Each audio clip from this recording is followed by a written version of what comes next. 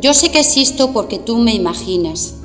Soy alto porque tú me crees alto, y limpio porque tú me miras con buenos ojos, con mirada limpia. Tu pensamiento me hace inteligente, y en tu sencilla ternura yo soy también sencillo y bondadoso. Pero si tú me olvidas, quedaré muerto sin que nadie lo sepa. Verán viva mi carne, pero será otro hombre oscuro, torpe, malo, el que la habita.